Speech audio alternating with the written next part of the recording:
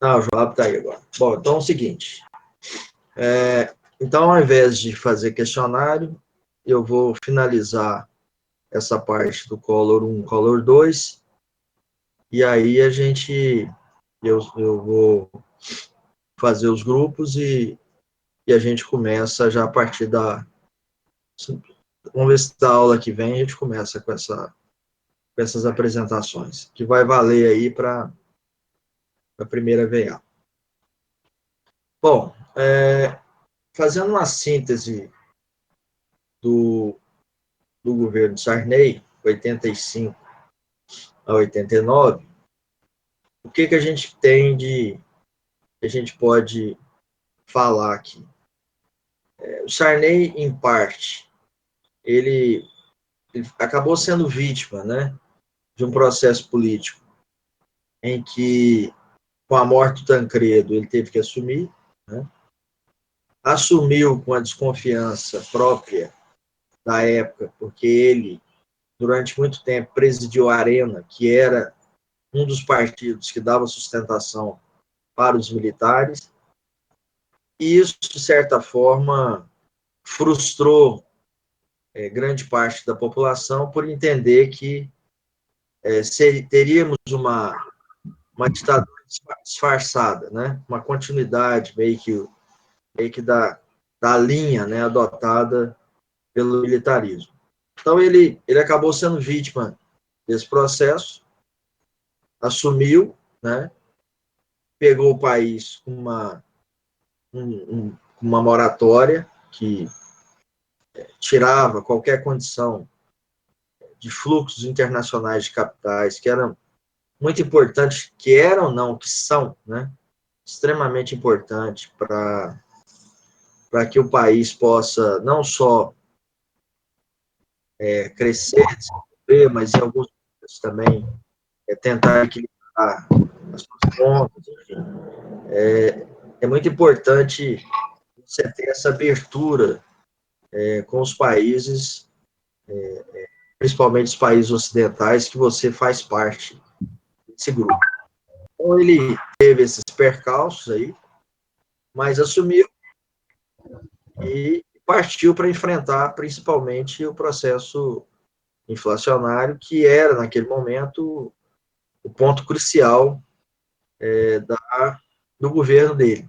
Né? Nós vínhamos, desde 73, com um processo ascendente de inflação, tendo em vista os problemas que eu já falei, decorrentes tanto de o microfone aberto aí, questões internas quanto externas, e também das crises, tanto com relação ao balanço de pagamentos, quanto às duas crises do petróleo, posteriormente a crise fiscal, e no meio desse contexto todo aí, ainda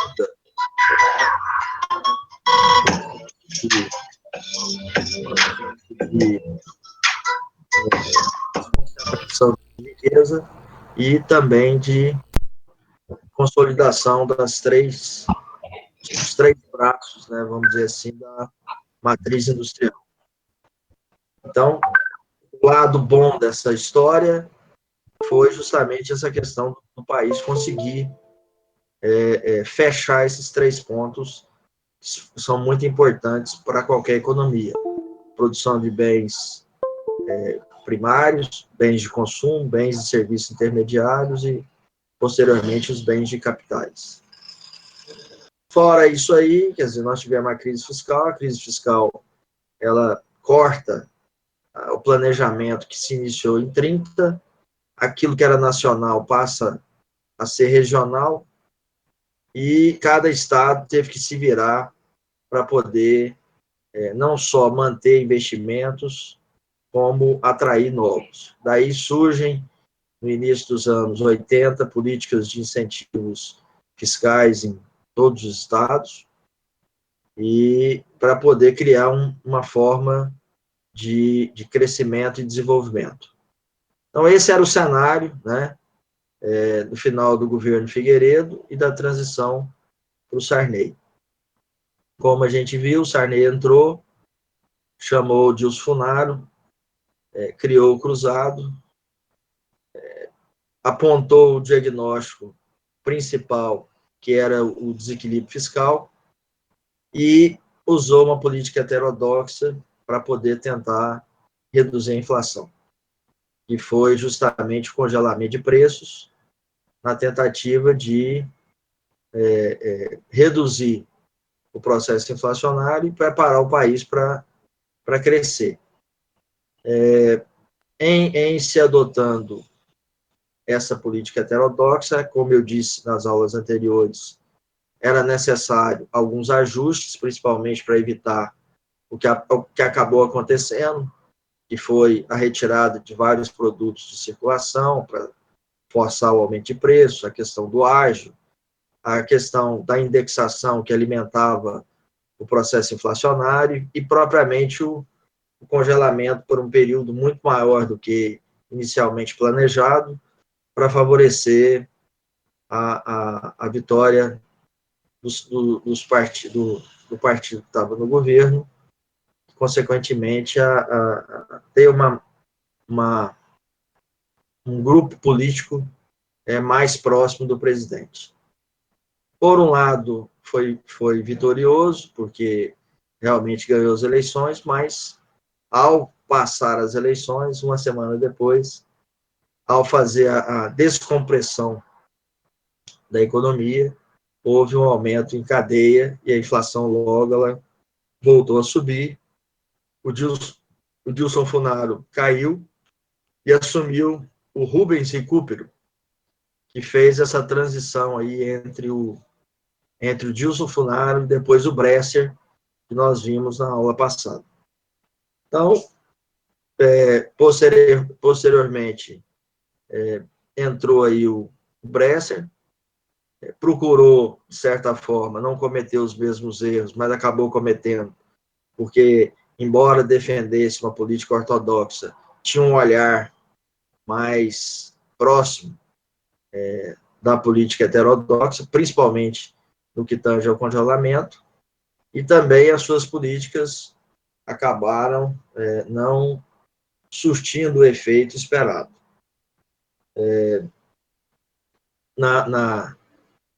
Nessa entrada aí do Sarney, do primeiro governo, do primeiro-ministro, também se fez uma reforma monetária, cortando os zeros para poder eliminar a inflação.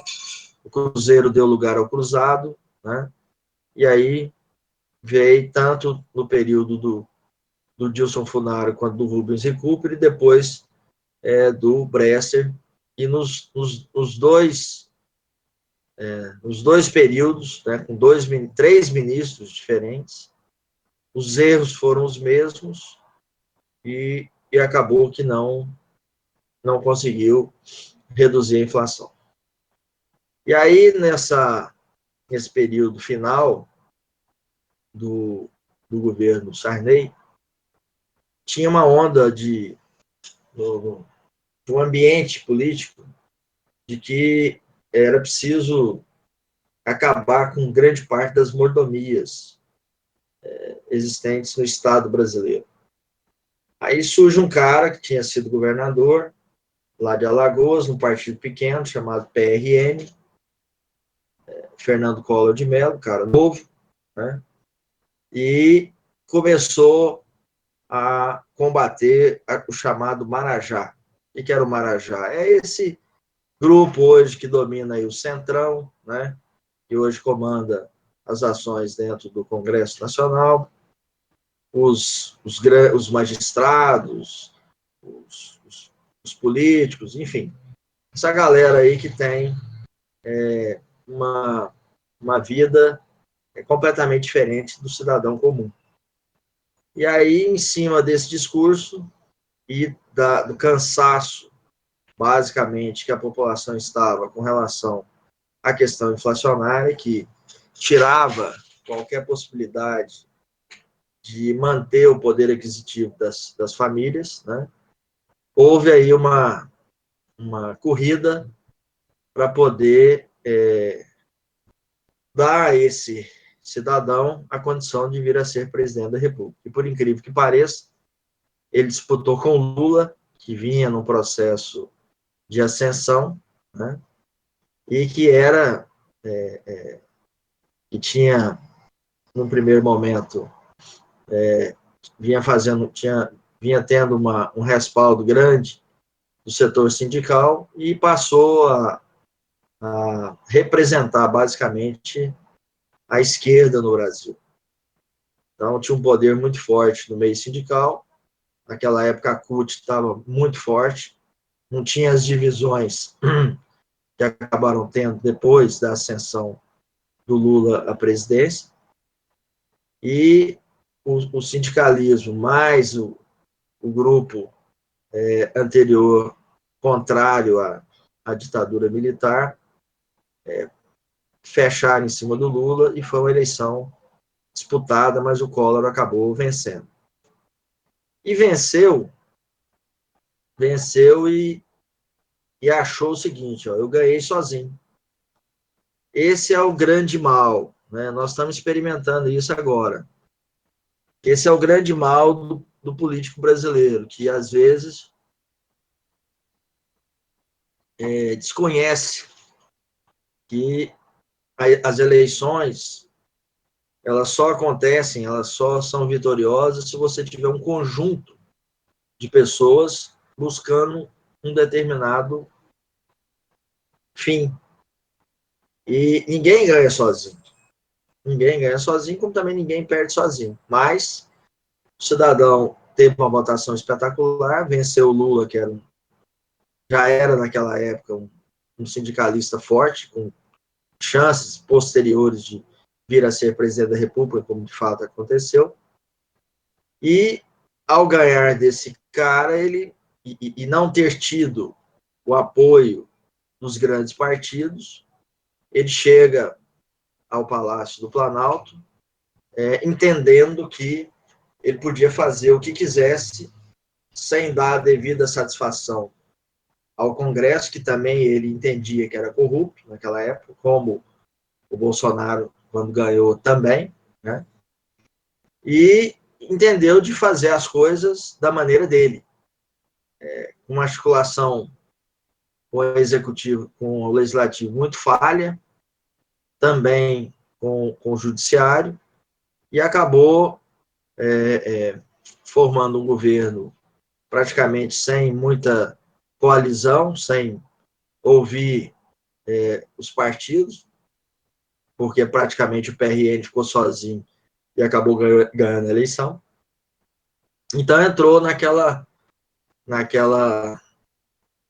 dentro daquele espírito de praticamente conduzir o governo da maneira que ele queria, independente do que o Congresso falaria. Só que naquela época já não deu, e agora nós estamos assistindo também que não tem como governar sem o Congresso. Se nós achamos que o Congresso ainda é corrupto, então nos cabe, nas próximas eleições, mudar completamente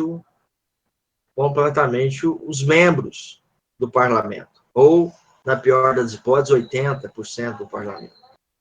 Caso contrário, são 3 poderes em linha reta: executivo, legislativo e judiciário. Ninguém é chefe de ninguém, ninguém tem que obedecer a ninguém. O legislativo funciona como um balizador, basicamente, entre aquilo que o executivo deseja com aquilo que é legal. E nada se faz, principalmente de reformas estruturais, sem passar pelo Congresso. Então, o presidente que não tem uma boa articulação com o Congresso, dificilmente ele governa. O primeiro ano do governo Bolsonaro foi parecido com o governo Collor. E quase que ele entrou num processo de impeachment, tendo em vista as denúncias aí existentes com o filho, com os filhos, que ele acabava sendo conivente, aquela coisa toda. Se ele não alia ao Centrão, são lá 340 deputados, para poder dar essa base de sustentação para ele, provavelmente ou ele teria sido cassado ou ele estaria completamente anulado dentro do processo. E aí o Collor, ao entrar, chamou a ministra, chamou a Zélia Cardoso de Mello, que era uma economista de renome na época, deu para ela o Ministério da Fazenda. Ela era, vamos dizer assim, a grande cabeça pensante do governo. E dentro do diagnóstico levantado no período de transição, eles entendiam que o déficit, o desequilíbrio fiscal era um problema, continuava a ser um problema, mas havia também um problema maior, que acabava alimentando a questão da indexação, que já vinha desde o período. Na verdade, a indexação começou lá no PAEG, né, no governo militar ainda, e de lá para cá, desde a sua criação, ela veio alimentando um processo inflacionário, que no final dos anos 60 ainda era pequeno, e que a partir de 73 começou a complicar praticamente a vida do país. Então, eles tinham lá na época o diagnóstico que o desequilíbrio fiscal era um ponto a ser vencido para que a economia pudesse se estabilizar e tinha que modernizar também o Estado e abrir a economia, porque até o Sarney, a economia ela tinha uma característica de economia fechada. Então, a gente pegou a economia fechada do Getúlio ao Sarney. E dentro da visão do Collor e da equipe econômica da época, liderada pela ministra Zélia Cardoso de Mello, havia necessidade de colocar o Brasil na mesma rota dos países desenvolvidos, que tinham aberto suas economias a partir da entrada dos anos 70. Leia-se Estados Unidos e Inglaterra, que puxaram essa abertura. Né?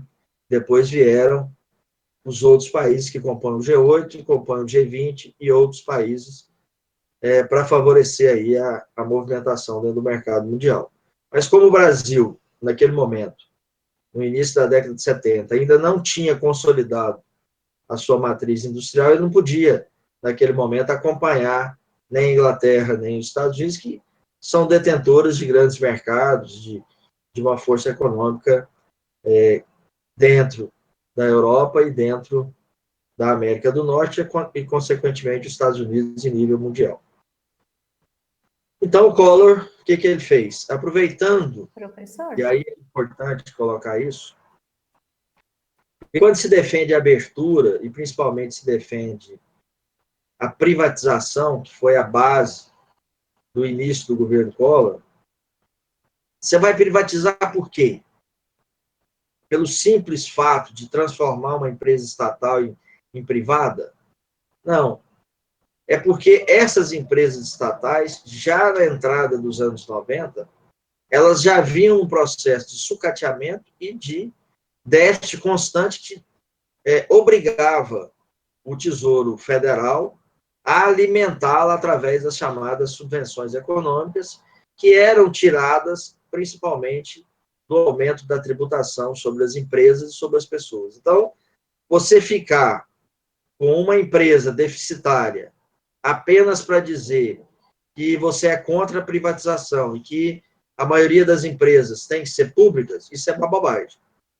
Então, é uma bobagem porque aquilo que tem que ficar na mão do Estado, se é a empresa, é aquilo que dá retorno. Aquilo que é cabide de emprego, como eram a grande maioria das estatais no Brasil, que eram deficitárias, que não acompanharam o processo de abertura da economia mundial, que se endividaram, principalmente nos anos 70, início dos anos 80, tendo em vista que o próprio setor privado, com as transformações ocorridas em escala mundial, como a própria flexibilização do câmbio, dos juros, tirou da iniciativa privada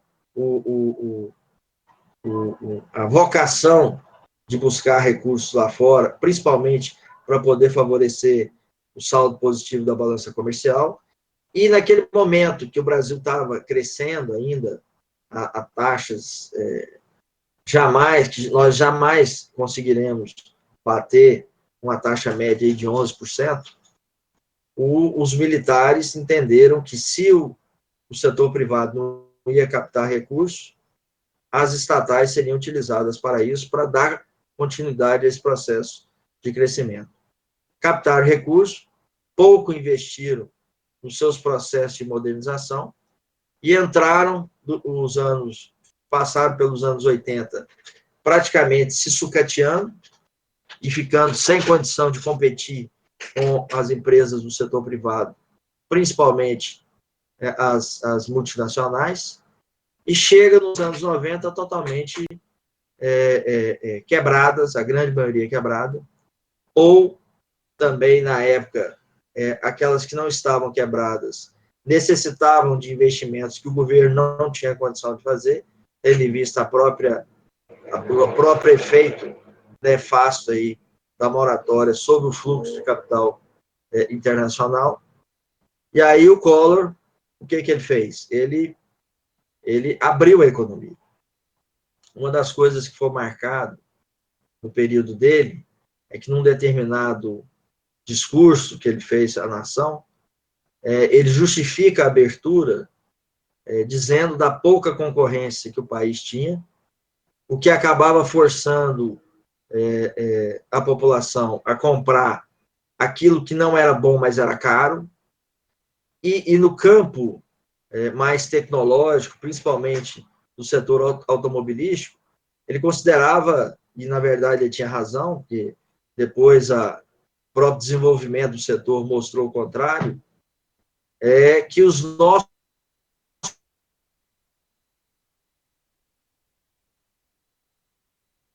carros, que lá fora eram apelidados de carroças. Quer dizer, na década de 80, início da década de 90, nós não tínhamos. A maioria dos carros aqui era você não tinha direção hidráulica, você não tinha... os carros não eram automáticos, eram os carros de pouco recurso tecnológico, até durabilidade, mas pouco recurso tecnológico. Então, a partir do governo Collor, ele deu ênfase a essa abertura da economia e a um processo de modernização do próprio Estado, né? Onde o Estado começava a sair da condição de mero, de forte executor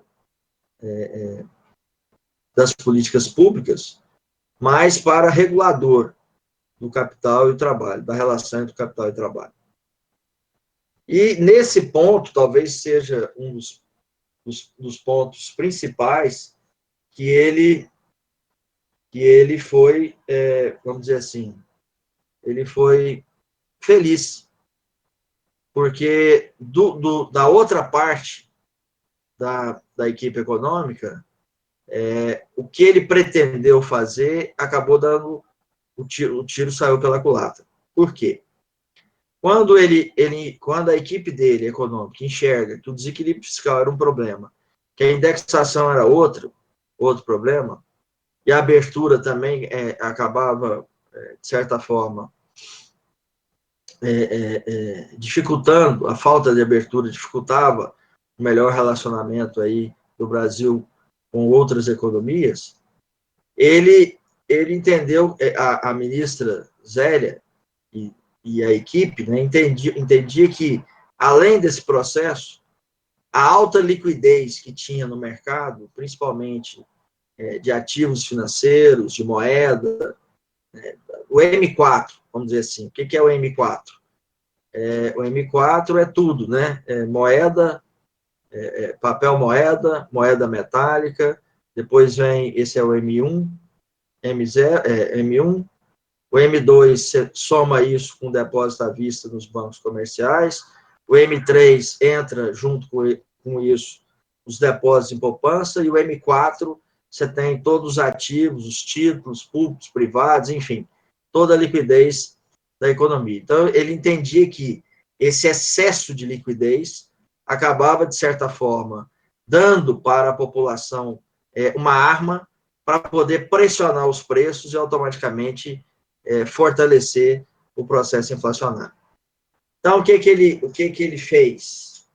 O que eles fizeram? Eles fizeram uma reforma monetária, onde eles vão retirar 80% dos recursos que estavam circulando na economia.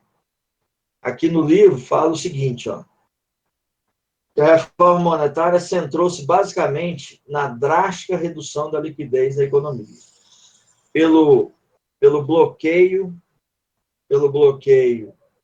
de cerca de metade dos depósitos à vista, ou seja, metade daquilo que as empresas e as pessoas tinham em suas contas nos bancos comerciais, 80% das aplicações em overnight, que era um título privado, né, que os bancos comercializavam na época, como você tem hoje os CDBs e tal, e 80% das aplicações de overnight e fundos de curto prazo.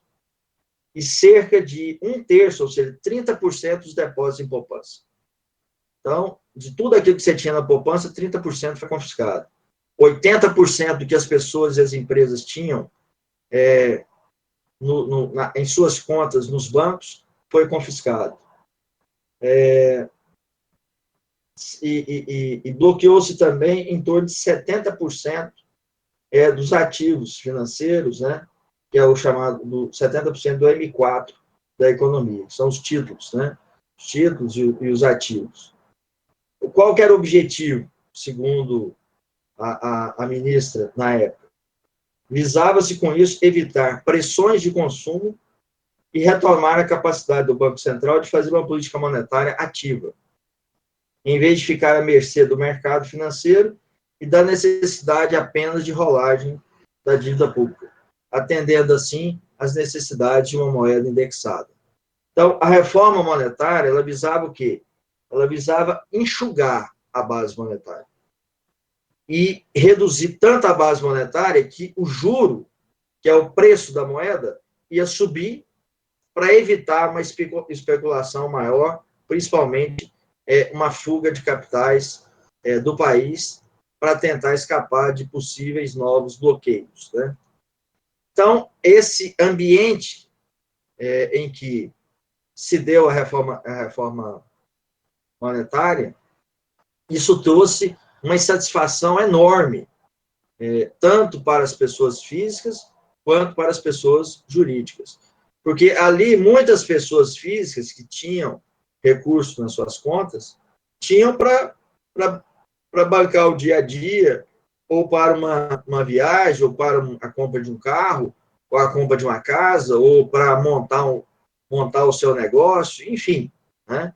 Para se proteger do futuro, um problema de saúde, alguma coisa, alguma reserva que foi se juntando ao longo dos anos. Então, penalizou esse pessoal e as empresas muito mais, porque as empresas, o giro das empresas ficam no banco. E é através dos recursos que estão no banco que elas vão comprando máquinas, equipamentos, matérias-primas, insumos, acessórios, etc. Então, esse bloqueio tirou totalmente, sem problema, João, tirou totalmente a capacidade das empresas, né, continuarem investindo na atividade produtiva. Então, se por um lado esse enxugamento forçado da liquidez, ele interrompeu um fluxo inflacionário, por outro, ele praticamente quebrou as empresas. E aí a atividade econômica foi lá embaixo. Para vocês terem uma ideia, o PIB caiu no terceiro trimestre, caiu 8%, depois no quarto, 4%. Então, a atividade econômica ela recrudesceu, aumentou o desemprego, reduziu a capacidade instalada, houve uma insegurança enorme no mercado, muitas empresas vieram a fechar suas portas e muitas pessoas acabaram entrando em processo de depressão, suicidou. Quer dizer, as pessoas ficaram totalmente sem chão, porque toda aquela poupança que veio se construindo ao longo do tempo, tanto no que tange para se proteger do que viria no futuro, no que tange as famílias, e quanto às empresas, foi totalmente retirado do mercado e elas ficaram sem a menor condição de colocar a mão nesses recursos. Então, foi assim, um momento horrível na economia. A moeda saiu do cruzado para o cruzado novo, no período do Collor. Bom, um outro ponto que eles atacaram também foi a reforma, uma reforma administrativa e fiscal, ou seja, a redução de órgãos, a fusão de secretarias, de ministérios. Isso aí foi uma coisa positiva, porque para você reduzir as despesas públicas, você tem que realmente enxugar a máquina administrativa. Esse foi um ponto positivo. E no âmbito fiscal, quer dizer, se cortou uma série de isenções que vinham até então, principalmente os incentivos fiscais federais, né?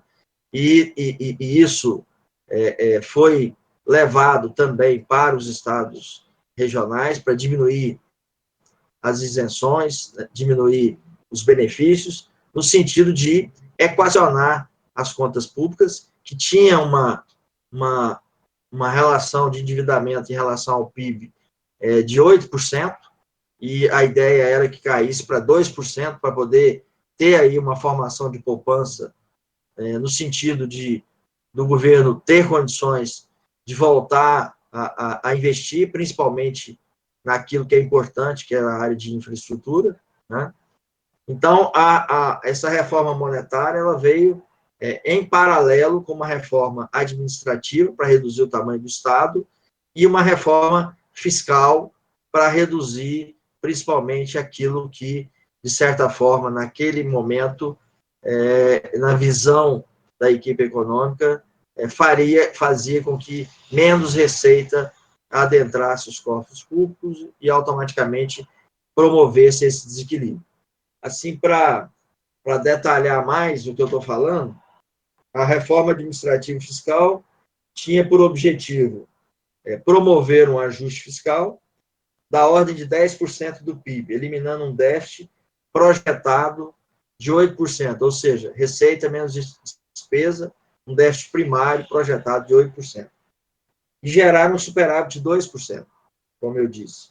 Esse ajuste se faria por meio da redução do custo de rolagem da dívida pública, suspensão dos subsídios, incentivos fiscais, isenções e ampliação da base tributária pela incorporação de ganhos advindos da agricultura, do setor exportador e dos ganhos de capital, as bolsas, a tributação das grandes fortunas, o imposto sobre movimentação financeira e sobre os estoques dos ativos financeiros. Então, esse era o objetivo básico aí da reforma administrativa. E ainda, dentro daquilo que eu falei no início, já numa visão de modernização da máquina pública, previa-se o quê? Um programa de privatizações, a melhoria dos instrumentos de fiscalização e de arrecadação com vistas a diminuir o quê? A sonegação e as fraudes tributárias e previdenciárias. Ter um maior controle sobre os bancos estaduais, que naquela época praticamente todos os estados tinham bancos estaduais. Goiás tinha tinha o Banco de Desenvolvimento, tinha o BEG, Banco do Estado de Goiás, ainda tinha a Caixa Econômica do Estado. Todos falidos, e que, posteriormente à entrada do Fernando Henrique, depois do Collor, vai vir um processo de fechamento dessas instituições por falta de condições de existir pelas próprias transações internas delas. Então, seria um maior controle sobre os bancos estaduais e várias outras medidas que deveriam aumentar a eficiência da administração pública e reduzir gastos. Então, o diagnóstico não estava errado, não. Quer dizer, eles entendiam que o desequilíbrio fiscal era um problema sério, que carecia de uma reforma administrativa para diminuir as despesas e uma reforma fiscal para poder favorecer o aumento das receitas e com isso, diminuir o impacto dos indicadores sobre a própria receita e o próprio PIB, e a necessidade de fazer uma reforma monetária que viesse, de fato, a enxugar a liquidez do mercado. O erro foi a forma. Quer dizer, era melhor aumentar o compulsório dos bancos em cima desses ativos, criar uma taxa, vamos dizer assim, em cima da utilização desses recursos, um percentual acima de 40%, 50%, num curto prazo, do que propriamente você confiscar. Quer dizer, esse confisco pegou muito mal para o governo. Se o governo já não tinha o apoio do Congresso, aí que ele perdeu por completo, porque isso criou um processo de estrangulamento muito grande nas empresas, que praticamente, já naquela época, elegiam grande parte dos parlamentares que estavam no Congresso Nacional, seja na Câmara ou no Senado. Então, isso foi um ponto extremamente fora da curva e que acabou detonando o plano logo já no primeiro ano da sua operacionalização. Mas ainda, dentro das ações do plano Collor, tinha também o congelamento de preços e desindexação de salários, ou seja, os preços iam ficar sem aumentar, mas quebraria aquele vínculo de indexação entre preço e salário, ou seja, a hora que os preços voltassem a aumentar, necessariamente os salários não teriam que acompanhar. Então, com isso, você teria também uma dificuldade de pressionar a oferta de bens para gerar aí uma inflação de demanda. Então, cortaria, por um lado, a liquidez, né? E poderia, e acabaria, de certa forma, penalizando o trabalhador, porque ele não teria renda suficiente para poder ir às compras da forma que se pretendia inicialmente. Então, o aumento dos preços, né? o aumento dos juros, e automaticamente tirar essa relação de alta dos preços junto com os salários, isso quebrava muito o poder aquisitivo das pessoas, dificultando que elas fossem às compras uma velocidade maior e, de fato, o volume de demanda pudesse pressionar a oferta, que era escassa, e, com isso, retroalimentar a alta dos preços, que nada mais era do que a inflação. Então, esse foi um ponto que eles também atacaram. Um outro ponto foi a mudança do regime cambial. Eu acho que também não foram felizes, porque eles poderiam ter saído da taxa de câmbio fixa, que, por um lado, é favorável para a intervenção no mercado, porque não gera nenhum tipo de insegurança junto aos investidores, porque a partir do momento que a taxa de câmbio é fixa, já há, por parte das empresas, o entendimento de que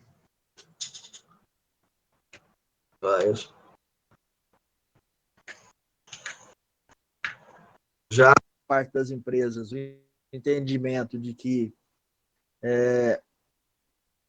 o Banco Central, necessitando de colocar moeda estrangeira, ele vai entrar e ao colocar moeda estrangeira, ele vai tirar a nacional, né?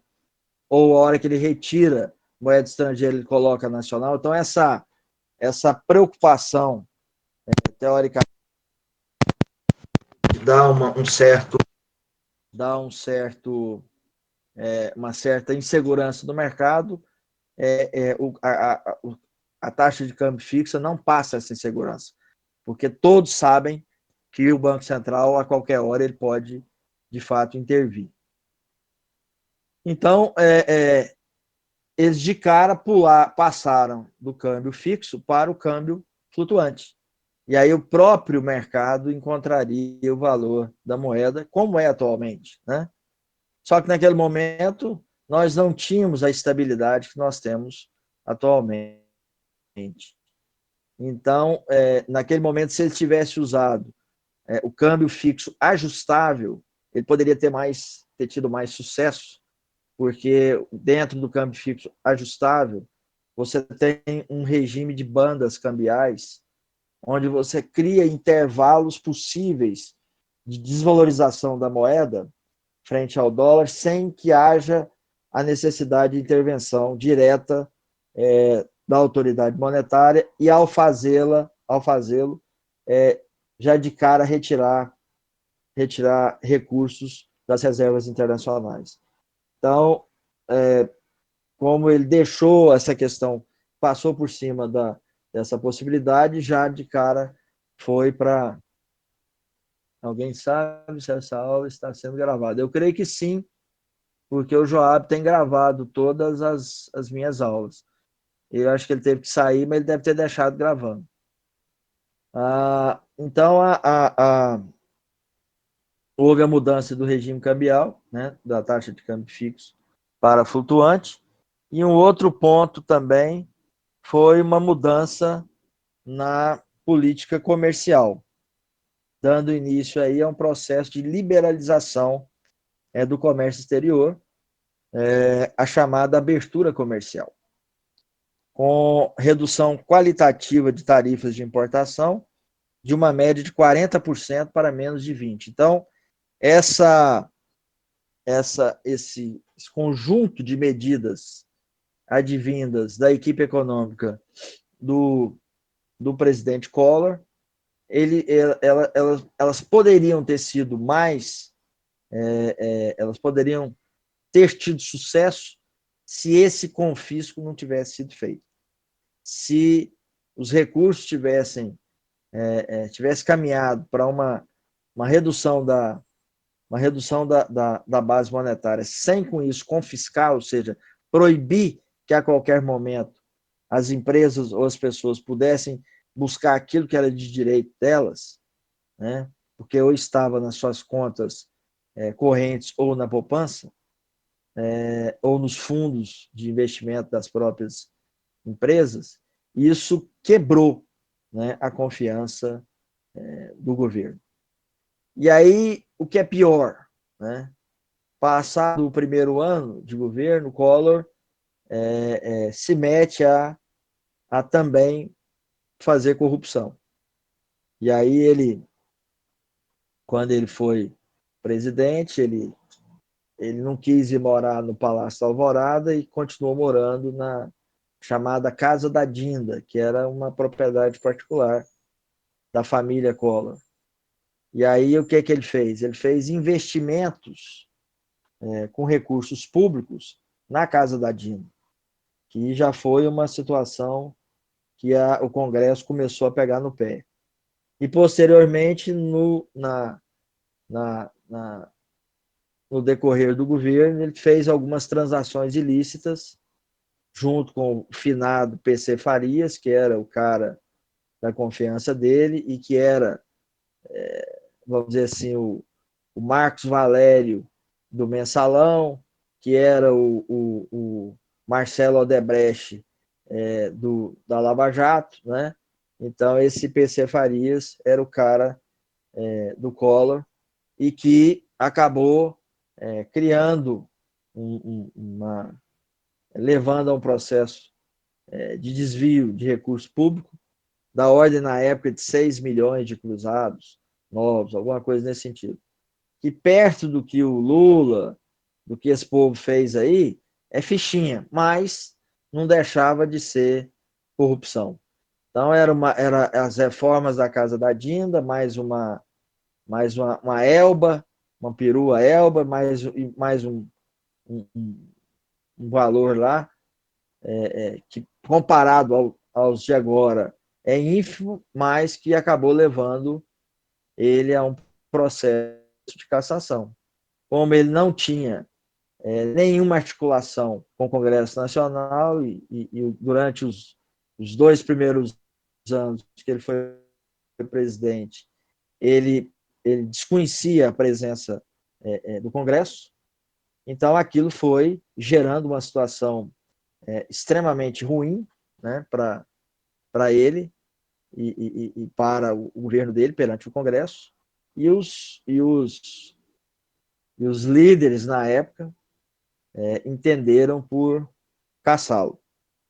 E normalmente um presidente ou um governador, quando ele está num processo, como o Ixel está agora, né, lá no Rio de Janeiro, num processo de impeachment, ele pode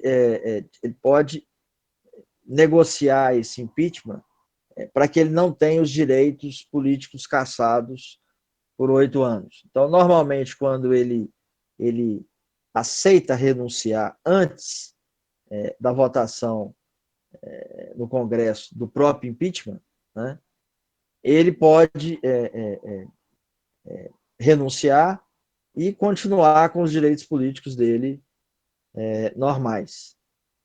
Mas, no caso do Collor, por tudo aquilo que ele tinha, de certa forma, desmoralizado o Congresso da época, e tanto a Câmara quanto o Senado, mesmo ele renunciando antes da votação, eles o cassaram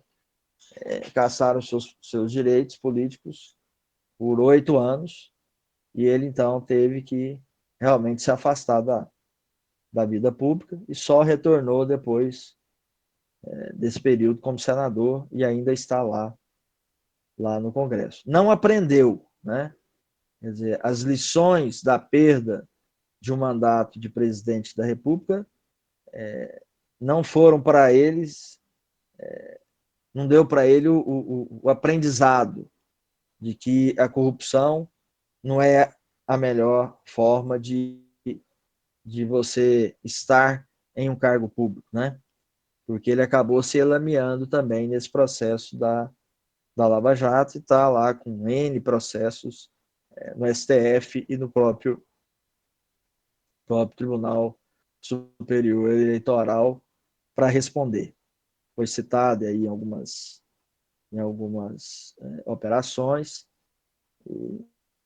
e acabou, né, politicamente, quer dizer, um senador da República, mas que não tem a menor chance de pleitear mais nada, a não ser esse tipo de cargo que, infelizmente, lá em Alagoas, quer dizer, ainda domina, ainda tem a presença, né, dos grandes coronéis políticos, né? Eles usam a pobreza das pessoas para poder se perpetuar no poder, e assim ele ainda continua dentro desse contexto, e por essa razão ainda está no Senado da República, né? Mas completamente desmoralizado. Eu quero vou ler aqui uma parte aqui do prejuízo desse confisco, e vou comentar aqui para que vocês vejam o quanto isso foi ruim, né, para o próprio governo. O confisco da liquidez parece ter sido a grande âncora do plano. Ou seja, você tinha abertura, tinha um congelamento, tinha a mudança do regime cambial, mas parece que a coluna vertebral do plano era justamente a enxugamento da liquidez por um mecanismo extremamente condenável, que foi o confisco. Buscou-se retomar a capacidade de fazer política monetária ativa, congelando o estoque de moeda. Quer dizer, ao invés de atacar o estoque, eles tinham que ter atacado o fluxo. Mas eles, ao bloquear o estoque, eles acabaram criando esse processo que derrubou a atividade econômica. O impacto imediato foi uma grande desestruturação do sistema produtivo. Lógico, se as empresas perderam a capacidade de investir porque os seus recursos foram bloqueados, a tendência é que elas ou quebrassem ou reduzissem bastante a capacidade de salário ou diminuísse muito a capacidade de investir, propriamente a produção cairia, como cairia as vendas, e automaticamente, quanto menos as empresas vendem, menos elas recolhem impostos para os governos. Então, foi um tiro no pé, isso aí. Então, com corte nas encomendas, sempre paralisia na produção, demissões, férias coletivas, redução nas jornadas de trabalho, redução nos salários, deflação. O que é a deflação? Aí você tem excesso de oferta e pouca demanda, né? Aí, na deflação, é pior do que na inflação. Porque na inflação, as empresas ganham, elas ganham muito mais no estoque do que na venda. Agora, na deflação, você não tem recurso para pagar a duplicata. E você acaba quebrando, porque você tem um excesso de oferta e uma demanda extremamente reduzida.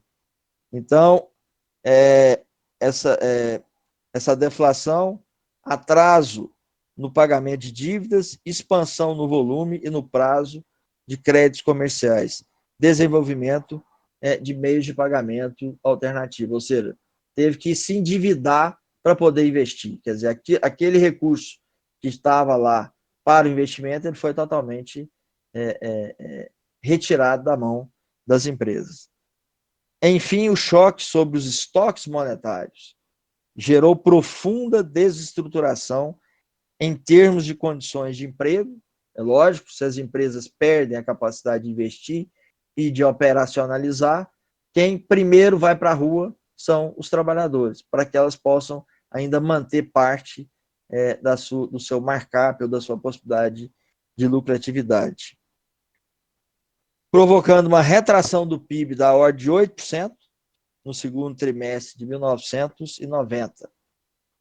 Fechando o ano com uma queda de mais de 4%, um destaque para a queda de mais de 8% na produção industrial. Ora, a indústria é a força motriz do desenvolvimento. Ela qualifica a agricultura e a pecuária, né, dando ênfase ao agronegócio e favorece o setor de serviços. Se você derruba as condições para que ela possa se movimentar, ela joga tudo para baixo. Por isso, essa queda de 8% do produto industrial. Quanto ao controle da liquidez, vemos que houve grande preocupação com estoque e não com fluxo, é o que eu falei. Quer dizer, tirar aquilo que estava disponível para investimento ou para consumo, né? Tirar essa condição fez com que praticamente a economia parasse. Antes do plano, o objetivo de controlar as taxas de juros levou à introdução do mecanismo de zeragem automática. O que é isso?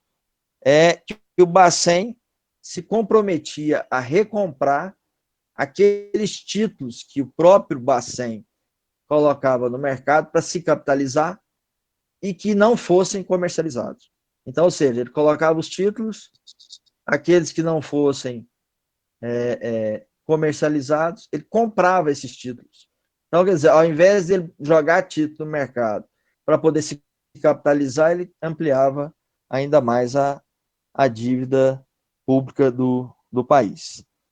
Então, esse foi basicamente assim, o cenário, né, que dizer, a proposta do plano e o que se pretendia com isso. Tem também aqui uma questão interessante aqui, ó. Quanto ao ajuste fiscal, como destacado, o objetivo era reverter o déficit operacional, que situava em 7% do PIB. Era um déficit extremamente alto. Nós trabalhamos aí o primeiro período do Fernando Henrique e o próprio governo Lula com um percentual de superávit primário da ordem de 4%. de déficit da ordem de 4%. Esse aqui já era 7% em 1989, para um superávit do PIB de 2% em 90. Então, houve um grande sucesso nesse sentido, com o governo conseguindo obter um superávit comercial de 1,2% do PIB, sendo que a maior parcela do ajuste, 5%, decorreu do quê? Da reversão do déficit primário em um vultuoso superávit. Então, isso devido ao quê? Devido à reforma fiscal que foi feita, a reforma administrativa e a reforma fiscal, que eu coloquei antes. E o restante em função da retração dos gastos financeiros. Note-se, porém, que esse resultado decorreu em grande parte do aumento da carga tributária no ano, com destaque para o imposto extraordinário, que era o imposto sobre ativos financeiros, chamado IOF. Então, a tributação das operações financeiras, o aumento da carga tributária e a drástica redução das despesas, mais o confisco, deu aí as condições para que o governo atingisse esse superávit primário da ordem de 2%. O que mais que posso ressaltar aqui?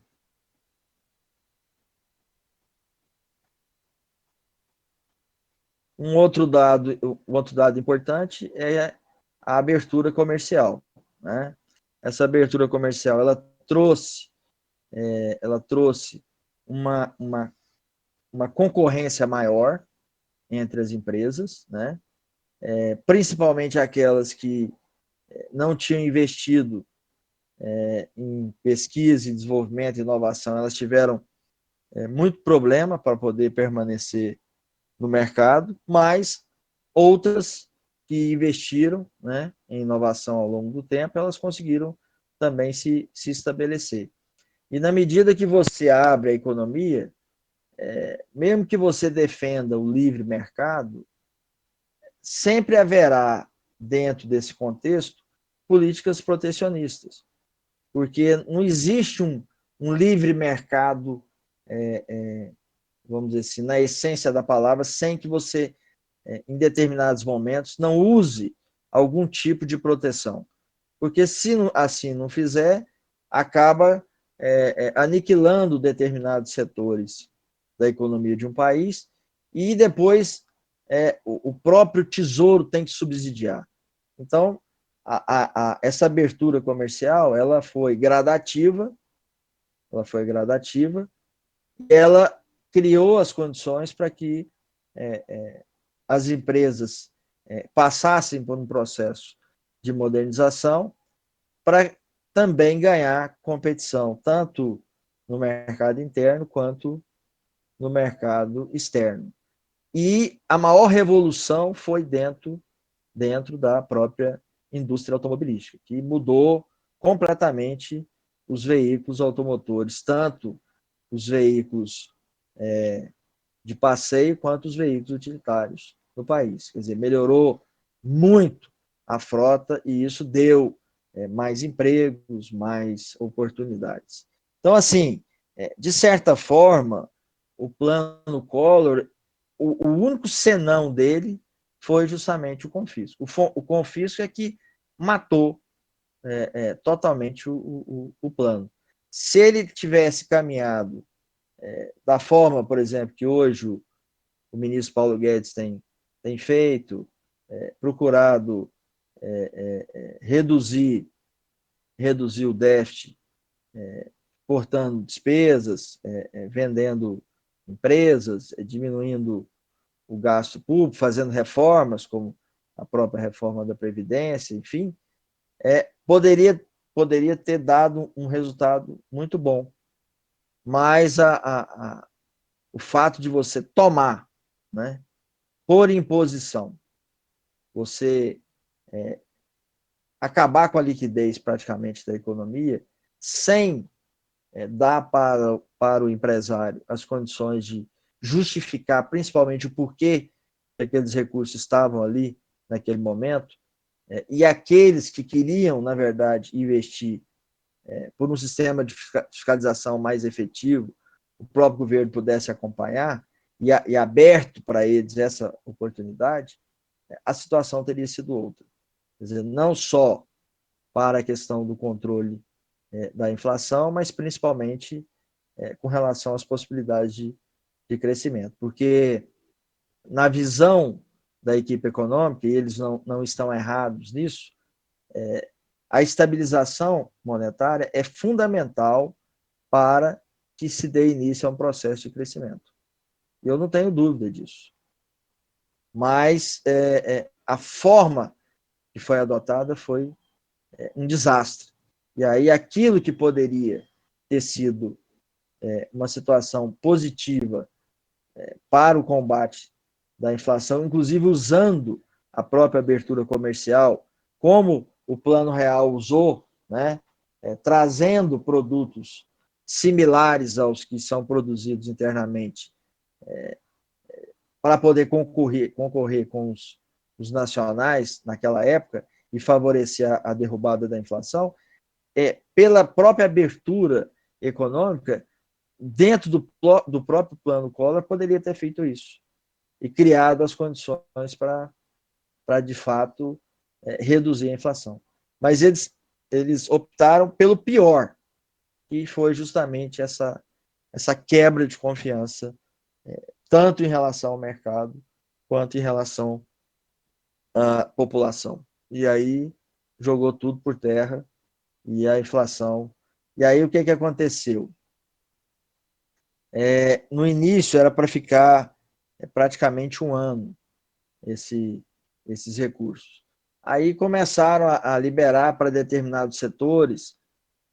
Você não tinha uma liberação direta, mas liberava para mim pagar uma dívida, o outro para fazer uma transação quadrangular ou triangular, e isso acabou, de certa forma, fazendo com que os grandes empresários se beneficiassem em detrimento dos pequenos, e esses grandes acabaram, de certa forma, pressionando aí para que a inflação voltasse. Então, o plano acabou indo para o chão.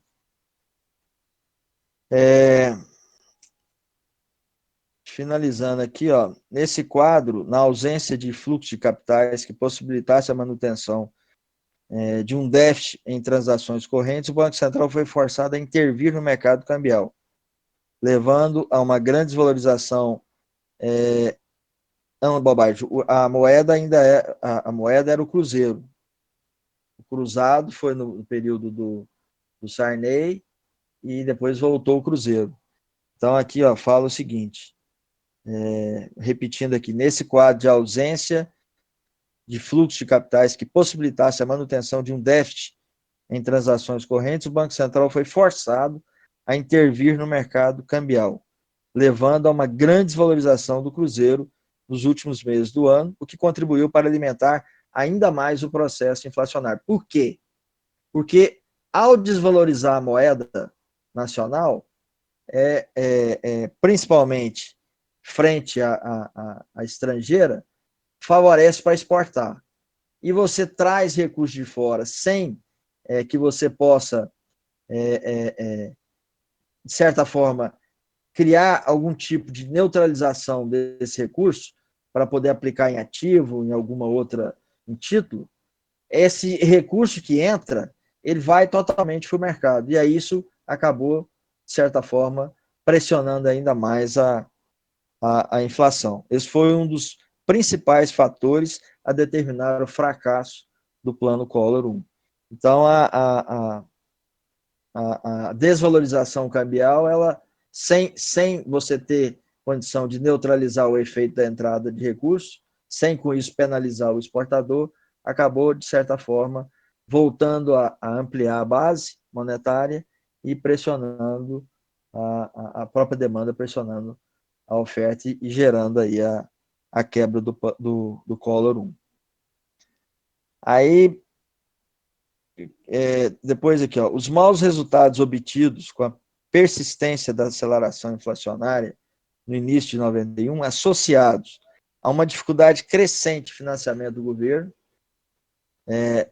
E aí vê o grande problema do confisco.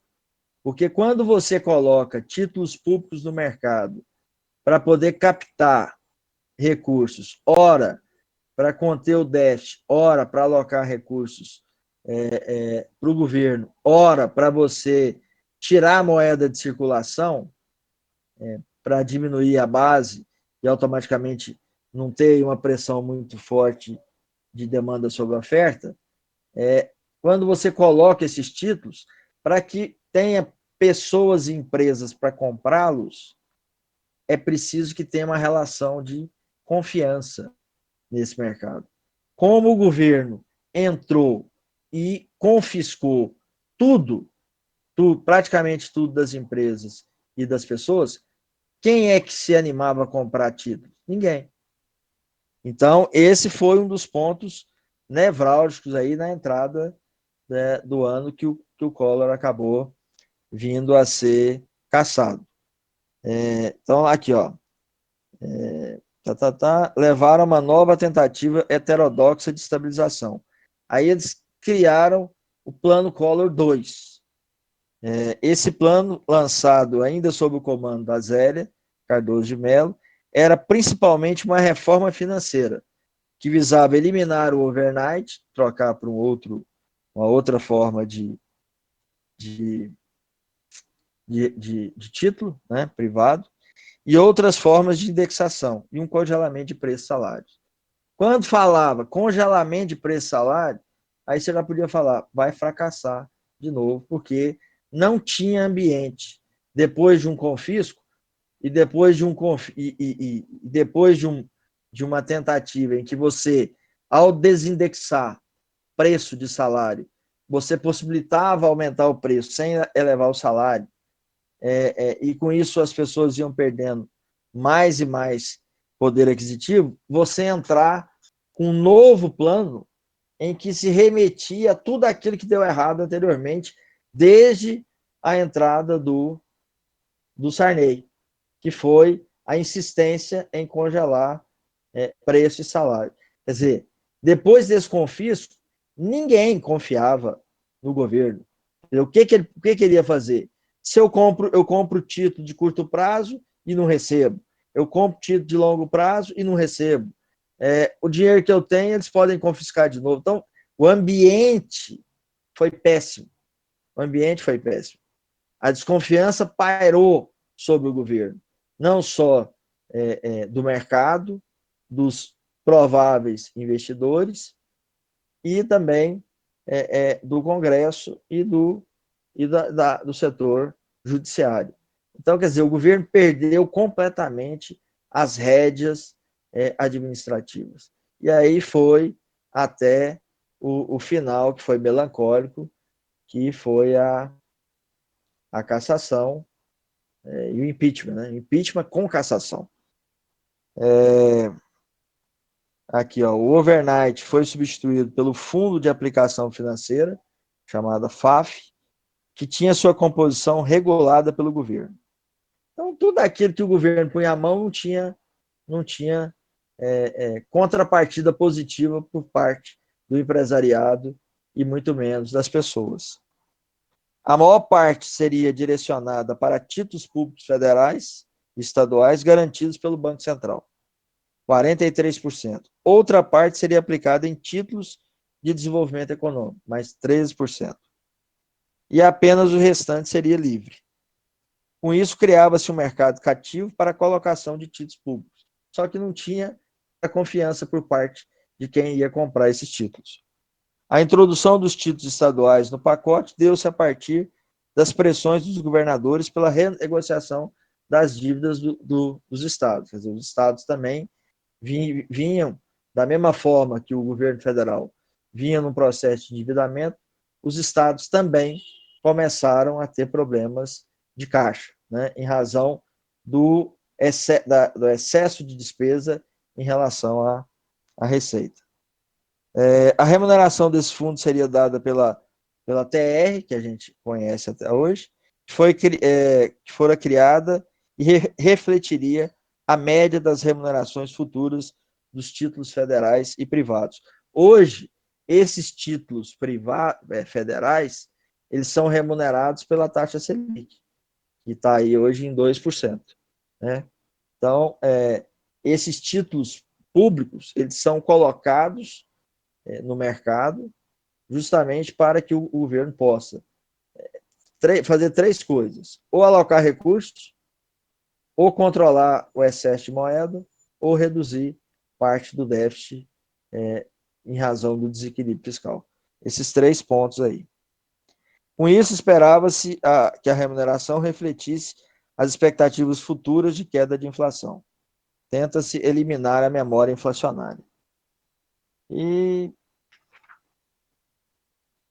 basicamente é isso. O resto é encheção de linguiça aqui.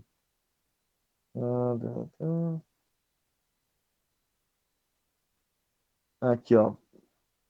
Finalizando aqui. O período Collor de Mello, embora marcado pela crise política do impeachment e a profunda instabilidade econômica, que eu já coloquei aqui, com o fracasso das tentativas de estabilização e crescimento econômico negativo, trouxe à baila, ou trouxe a discussão sobre o papel do Estado, com destaque para o início do processo de privatização. Então, a partir do momento em que se deu a abertura comercial e se teve o endividamento, principalmente das estatais, e dentro de uma nova visão do Estado, passando de um Estado conservador para um Estado moderno, em que você praticamente regula as atividades entre o capital e o trabalho, então passa aí a necessidade de vender aquelas empresas que são consideradas totalmente deficitárias e que forçavam o governo a transferir continuamente recursos do Tesouro Federal para bancá-las na forma de aumento do capital ou através de algum tipo de subvenção econômica, mas que acabava, para fazer isso, tendo que aumentar a carga tributária tanto em cima das empresas quanto em cima das pessoas. Então, vocês que estão aí, são novos, e quando falam em privatização, até arrepia, mas o problema não é privatizar. O problema é, na privatização, você fazer ela no interesse público. O que é o interesse público? Ou seja, é dar ênfase ao atendimento ao cidadão. Agora, para que isso aconteça, tem uma coisa que é fundamental, chama edital. O que é o edital? É através do edital é que o governo vai falar. Ele está colocando aquela empresa para ser privatizada, né? E o que ele quer? O que ele quer que a empresa que comprar ela, o que ele quer dela para com a sociedade. Então, aqui em Goiás, por exemplo, nós estamos tendo N problemas com a Enel, que é a empresa que comprou a Celg. Por que as coisas estão acontecendo como estão? Porque para vender a Celg, que estava totalmente sucateada, fizeram um mau edital. Fizeram um mau edital, dando para a empresa que ganhasse tempo para poder resolver os problemas inerentes à Celg. E só que a Celg chegou num ponto tal que ela necessitava de ações imediatas para que a população não sofresse com um problema de queda de energia constante. Só que isso não estava no edital. E o que é pior, quer dizer, a Celg, ela foi passada para passada para a Eletrobras, e a Eletrobras é que fez esse edital daquilo que ela esperava que a Enel cumprisse, que era totalmente diferente do que o cidadão goiano precisava. Então, quando o governador Ronaldo Caiado entrou e bateu de frente com a Enel, e a Assembleia Legislativa também, ele era dar murro no vento, porque ela ganhou uma licitação e tinha que cumprir o edital que a declarou vencedora, que não era nada daquilo que o governo do estado queria. Então, foi um negócio mal conduzido pelo governo anterior, porque queria os recursos da CELG, inclusive, para fazer investimentos em estradas e outras, e permanecer no governo, né? E acabou frustrando a população com a chegada da Enel. Então, esses primeiros 2 anos foram só de problema. Eu, Júlio Pascoal, perdi uma televisão agora, em novembro, de 65 polegadas, por 3 ou 4 quedas de energia, uma em cima da outra. Aí entrei com processo, vou ser ressarcido. Mas poderia não ser. Poderia não ser. Quantas pessoas não foram? Quantas pessoas não conseguiram? Então, o problema não está em privatizar. O problema está em privatizar no interesse público. E o interesse público é dado no edital. Quer dizer, quem fosse habilitar para comprar determinada empresa estatal, ela vai comprar dentro daquilo que o governo exige que ela cumpra. Se ela topar, tudo bem, se não, não entra.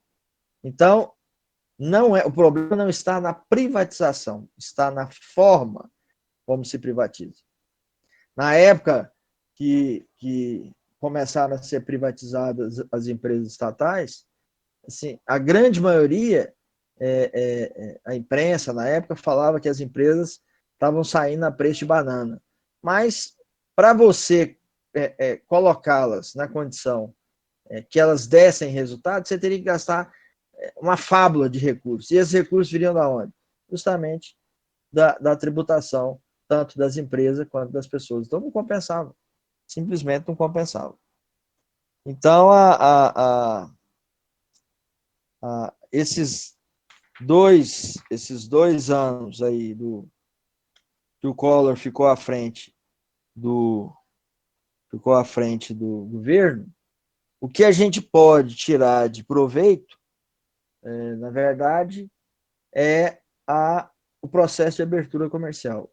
Isso aí foi extremamente importante para o país e forçou, né, as empresas que aqui estão a, de fato, mudar a maneira de seus processos de produção e olhar para o mercado mundial, e a partir dessa abertura elas sofreriam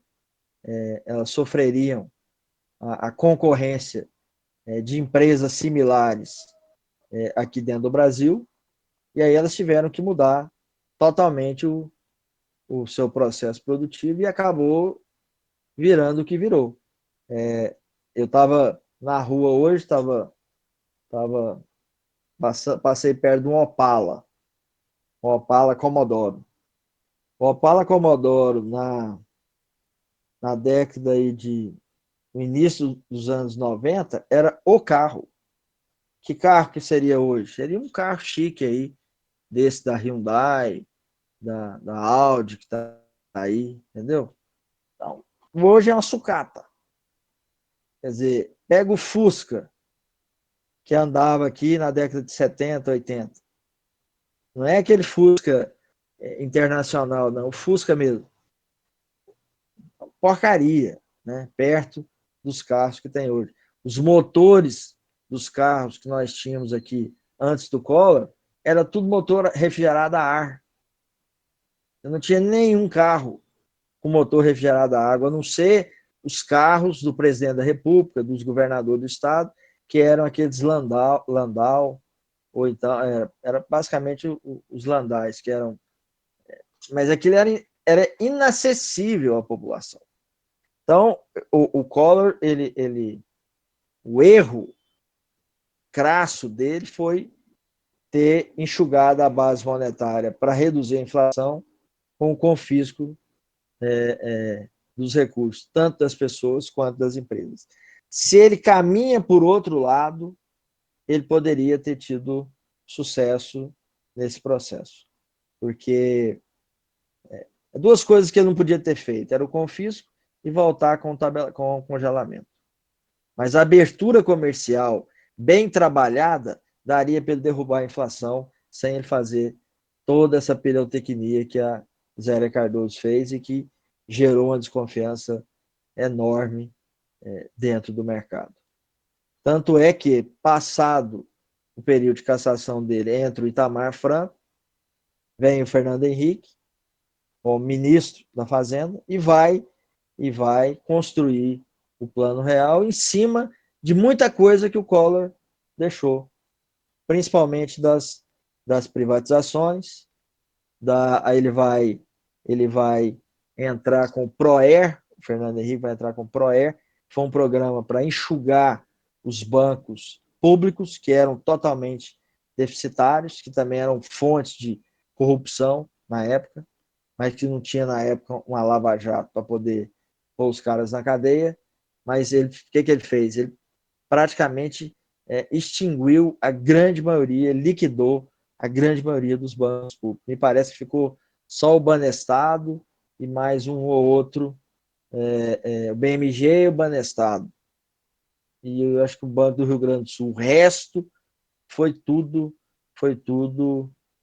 liquidado, porque eram bancos totalmente deficitários, e ao fazer essa reforma, ele acabou antecipando uma situação que vinha acontecer em nível mundial, que foi aquela crise financeira mundial, que pegou grande parte da Europa, dos Estados Unidos e da Ásia, com bancos deficitários, e o Brasil sentiu menos, porque já tinha feito o dever de casa.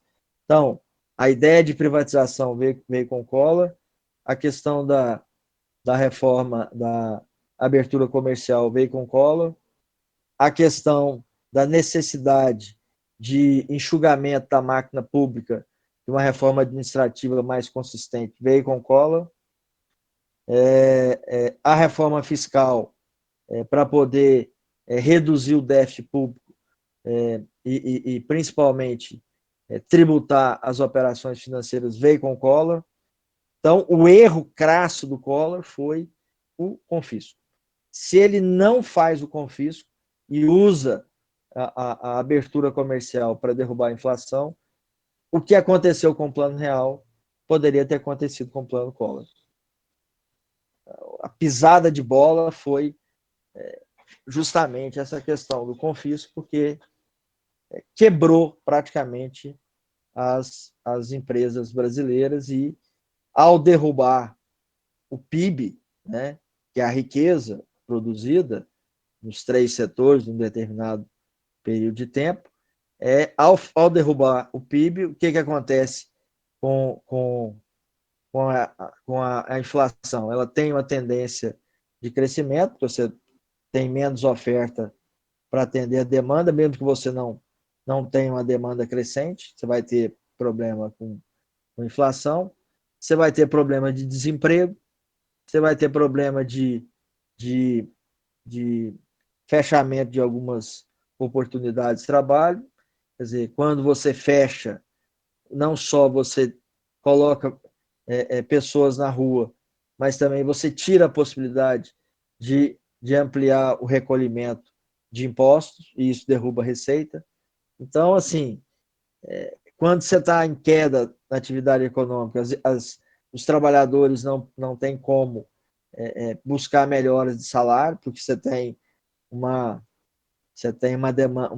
oferta grande de trabalhadores para uma demanda pequena, e isso aí acaba criando uma instabilidade para quem está empregado e uma dificuldade para quem está fora. Então, você não consegue ter esse equilíbrio, né?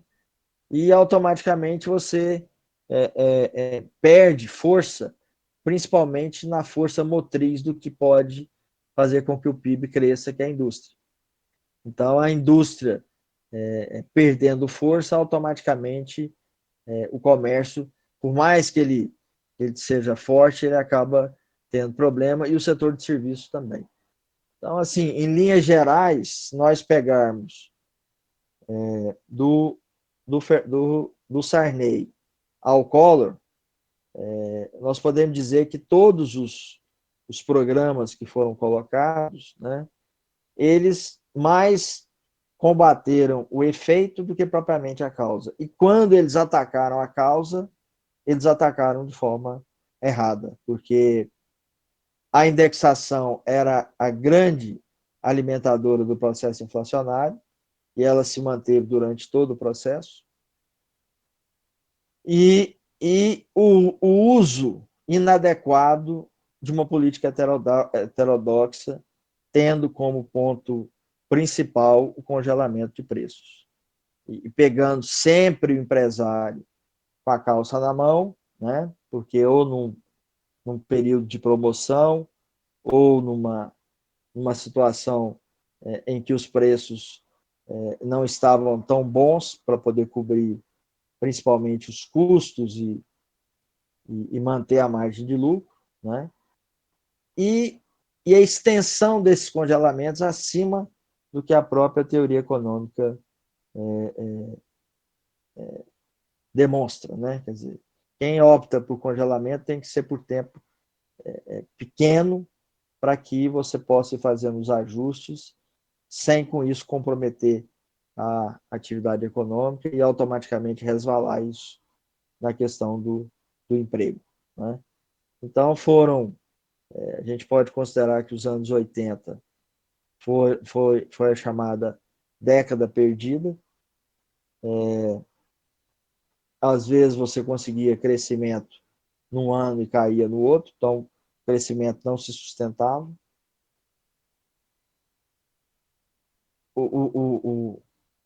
A energia, praticamente, das equipes econômicas foi muito mais para combater a inflação com planos totalmente, já nasciam morto, né, porque não levava em conta as verdadeiras causas, e isso acabou, de certa forma, prejudicando muito o processo de crescimento e desenvolvimento do país. Professor, Em gerais, é isso aí.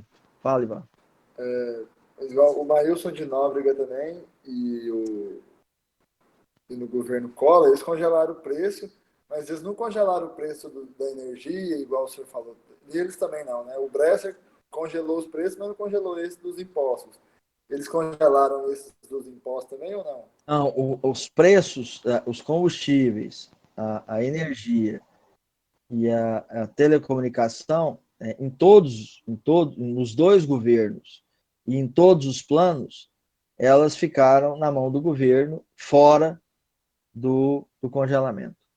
Então, esse era um ponto também de estrangulamento, né? Porque é aonde, basicamente, você, governo, perde de cara a confiança do mercado. Quer dizer, você vem me tabela, você vem me congela meu preço e o seu pode caminhar da forma que você entender. E o que é pior, os três preços administrados pelo governo eram preços que forçavam o aumento, forçavam a inflação.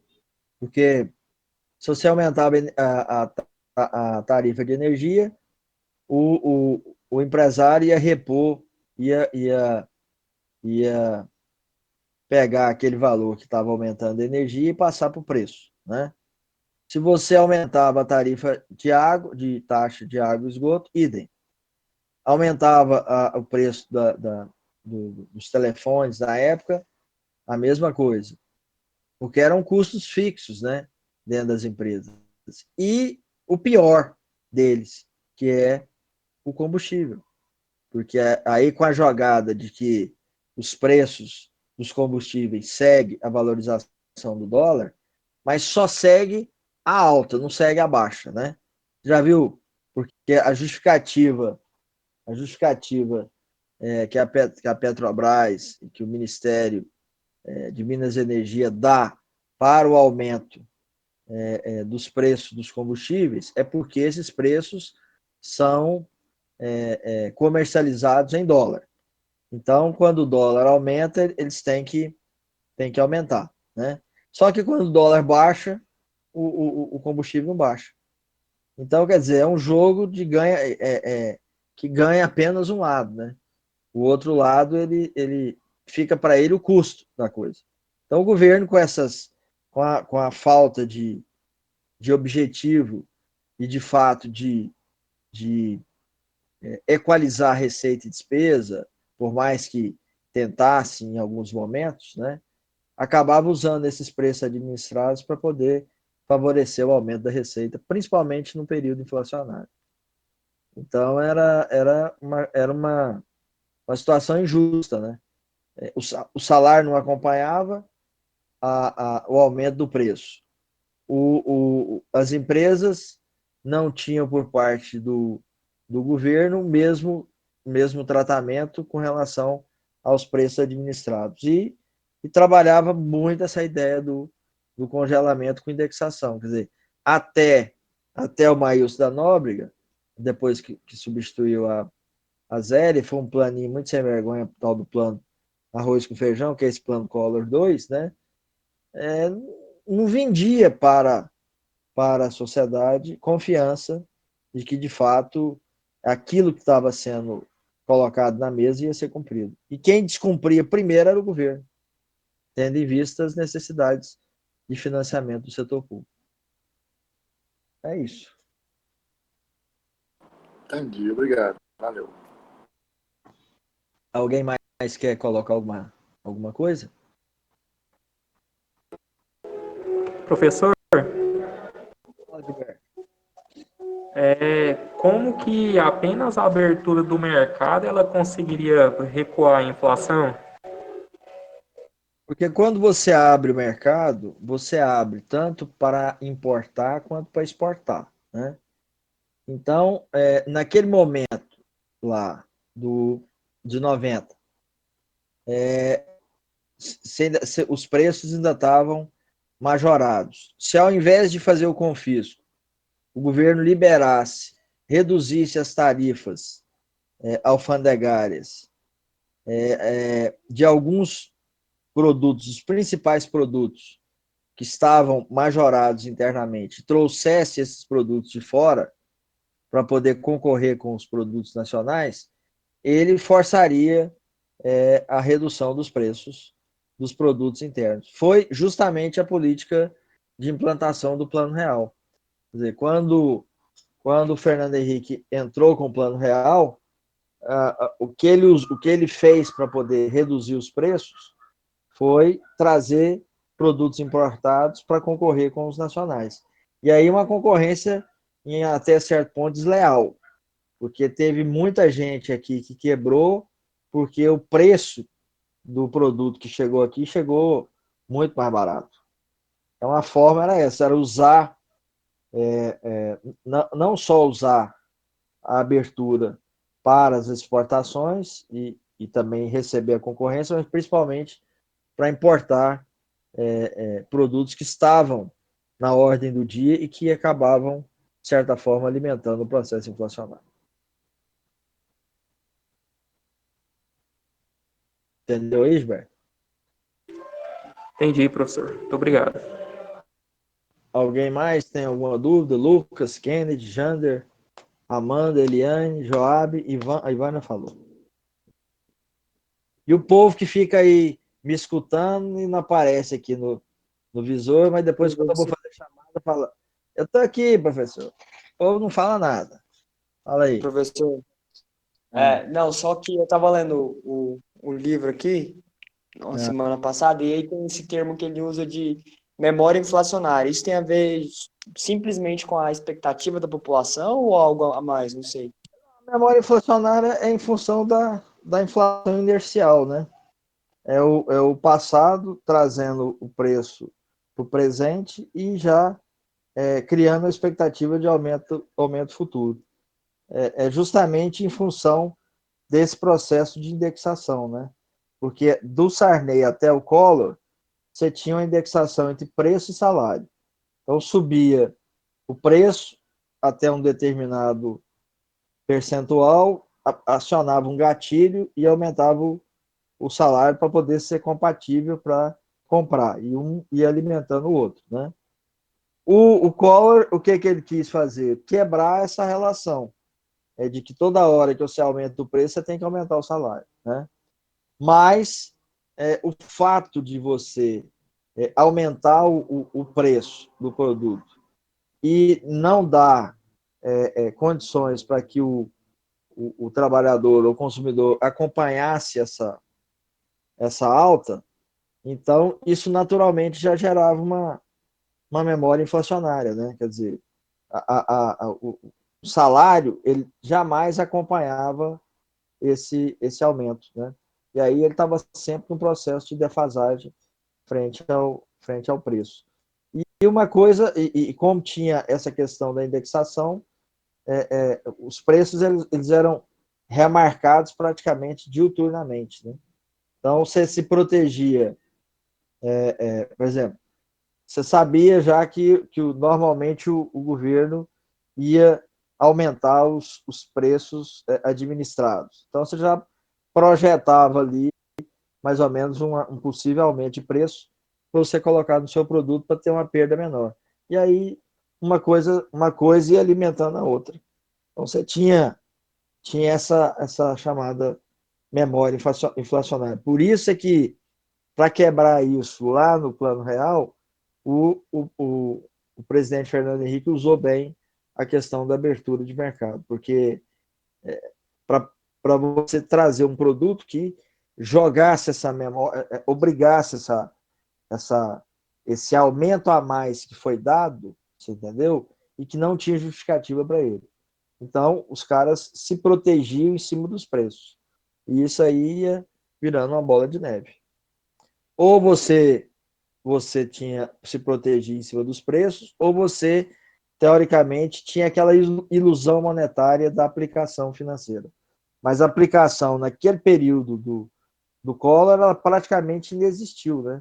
Tendo em vista o baque que foi dado pelo confisco. Então, até durante todo o período do Collor e a entrada do Itamar, tinha-se uma preocupação de todo mundo com deixar dinheiro aplicado, seja em títulos, em ações, em ativos, de medo de um novo confisco, né? Então você ia projetando as perdas e ia colocando isso em cima do seu produto, mesmo que aquilo de fato não se verificasse. Tanto é que quando chegou o Plano Real, a inflação anual ela superava 2.500%, próximo maluco, né? Completamente descabido. Entendi, obrigado. Era muito medo, tá doido. Cara, muito louco. Naquela época não tinha código de barra, tinha uma maquininha, né?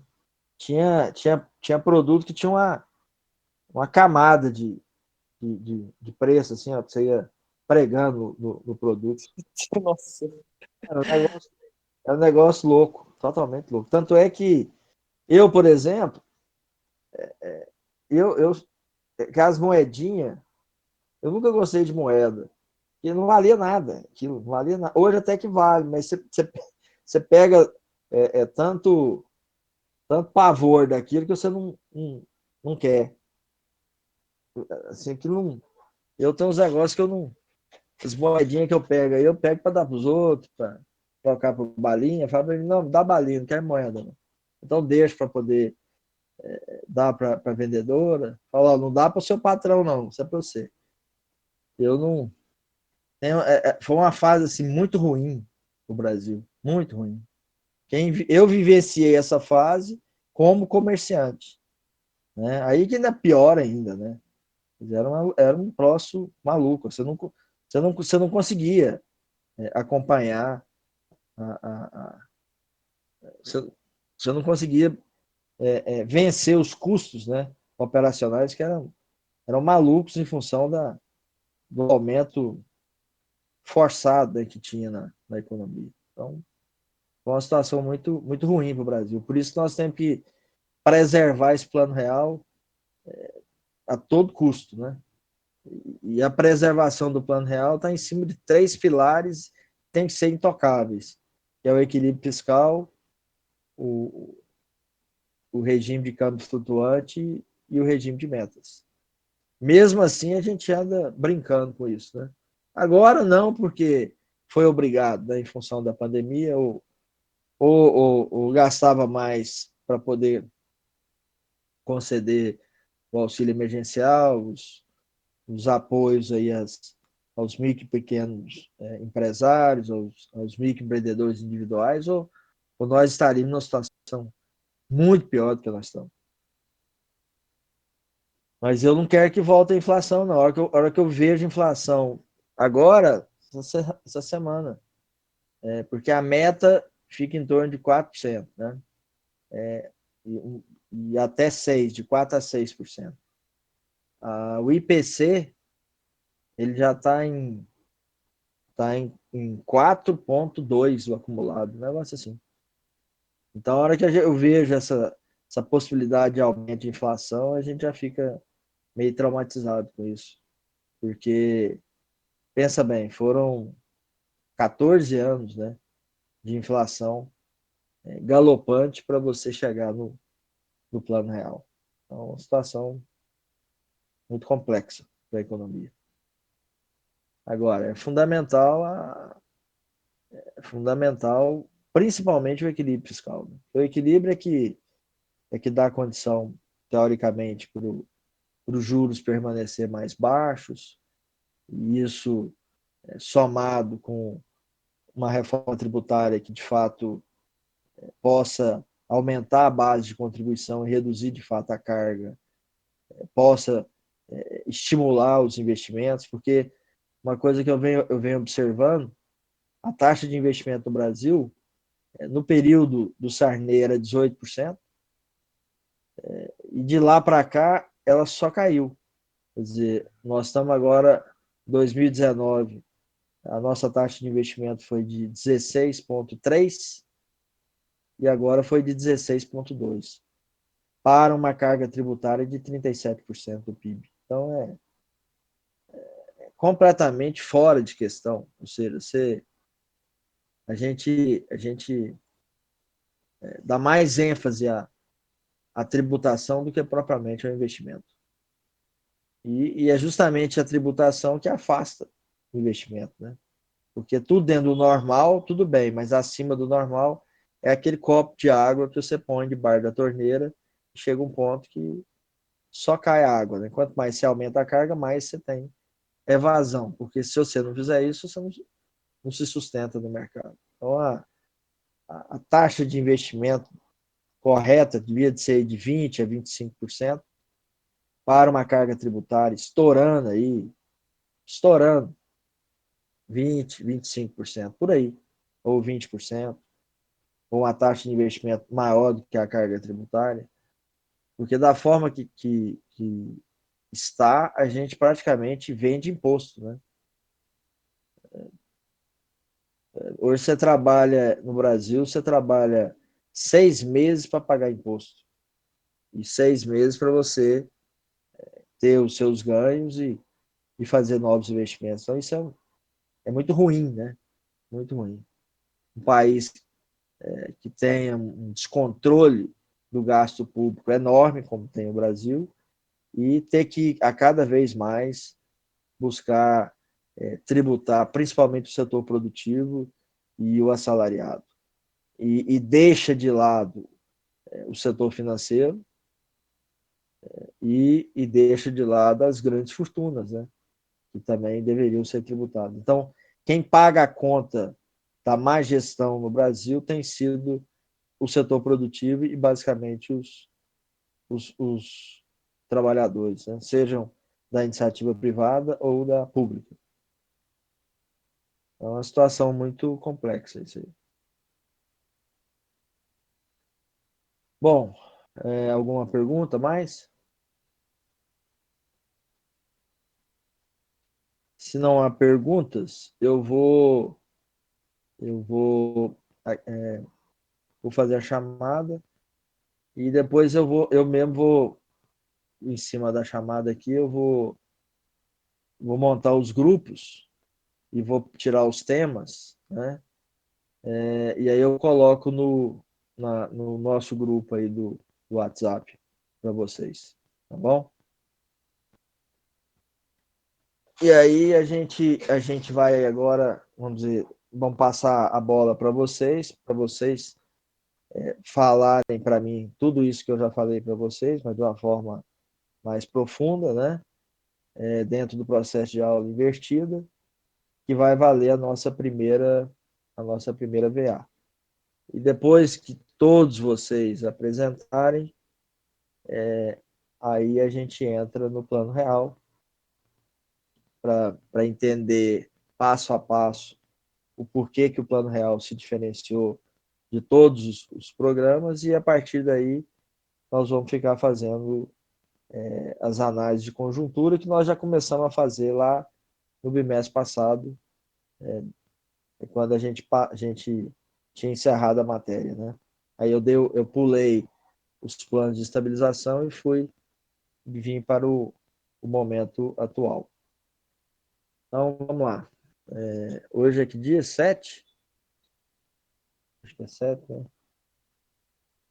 7. Então, Kennedy. Presente.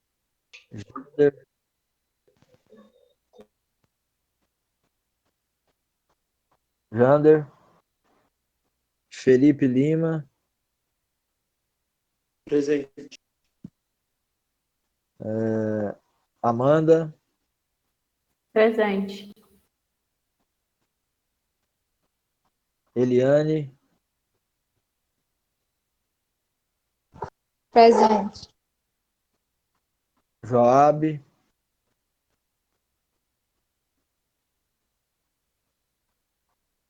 Ivan. Presente. Gilberto. Quem mais está? Presente, professor. Quem mais está aí depois do Gilberto? Lucas. Lucas. Henrique. J, o microfone dele não tá funcionando. Não, eu já pus para ele aqui. 10. Quem mais? Lucas Henrique. Simara. Simara. Quem mais? Ó. Tayla. Quem mais? Vitória, não. Thaís, não. João Vitor, não. Bom, então, gente, vamos encerrar aqui e vou montar os grupos. Vou montar grupo de 3. Deve dar aí uns 5 grupos, ou no máximo 6. E vou pegar os temas e já vou passar o grupo e o tema de cada um. E aí a gente já começa as apresentações na próxima aula. Tá certo? Certinho, professor. Então, boa noite para todos, né? Juízo e até semana que vem. Boa noite aí, professor. Falou.